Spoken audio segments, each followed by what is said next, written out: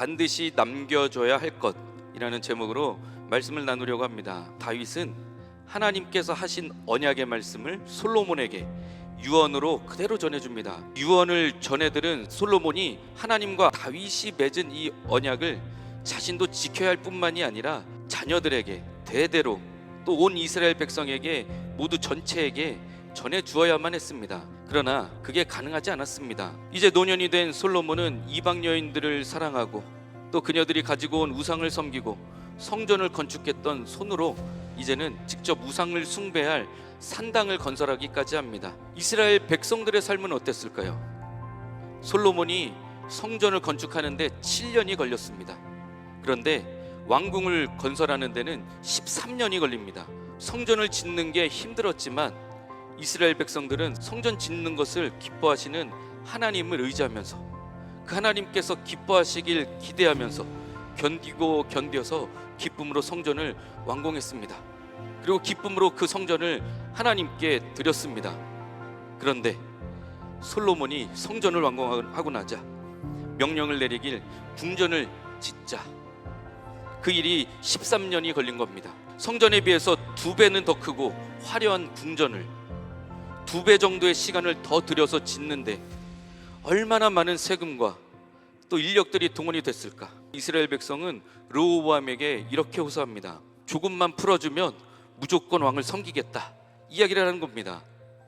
얼마나 힘들었으면, 얼마나 곤욕스러웠으면. 다윗의 유언, 하나님과의 약속은 완전히 잊어버렸습니다. 솔로몬이 하나님의 말씀을 떠났더니 이스라엘 온 나라에 고난과 고통이 가득해졌고 이후 왕국은 분열이 되고 결국엔 북이스라엘은 아수르에, 남유다 왕국은 바벨론에 무너지게 됩니다.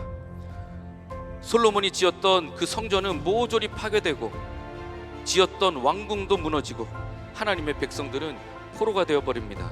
하나님의 백성이 이 하나님의 언약을 잊고 사람의 능력, 사람의 계획을 자랑으로 삼고 그것을 의지하여서 나오니 그때부터 모든 문제들이 시작이 됩니다. 이제 솔로몬도 죽고 그 아들 르호보암이 뒤를 잇습니다. 르호보암에게 찾아가서 노역만 줄여주세요 하고 요구합니다.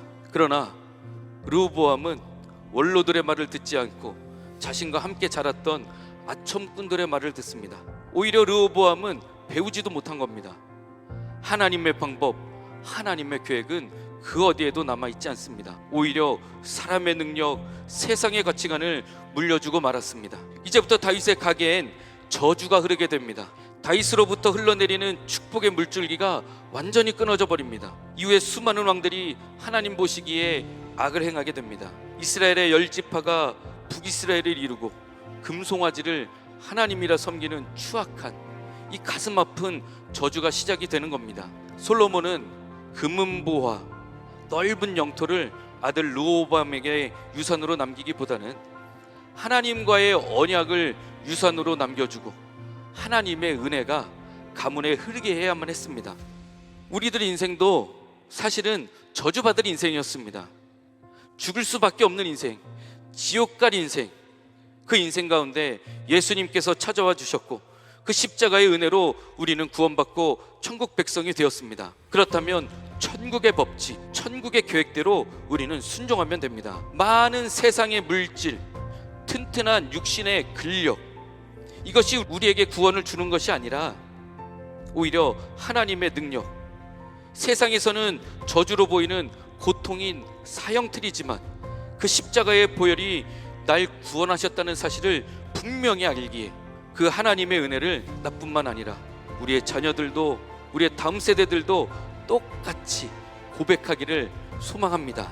사람의 힘으로 축적한 수많은 물질과 통장의 잔고들, 사람의 능력으로 쌓은 지식과 안락한 저택, 이것이 아니라 하나님의 언약으로서 하나님의 계획과 하나님의 시간표를 신뢰하는 그 믿음을 유업으로 자녀들에게 그리고 다음 세대들에게 남겨줘야 할 줄로 믿습니다. 하나님의 놀라우신 계획과 시간표를 깨닫고 하나님의 음성을 듣고 그 말씀에 순종하는 축복의 날이 되시기를 주님의 이름으로 축원합니다.